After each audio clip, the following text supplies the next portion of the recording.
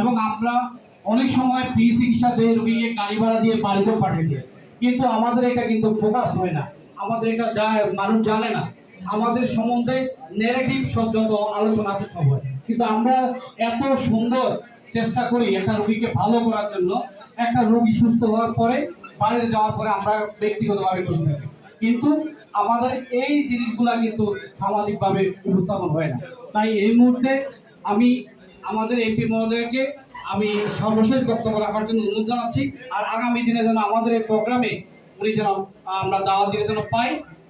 সবাইকে অসংখ্য ধন্যবাদ। আসসালামু আলাইকুম।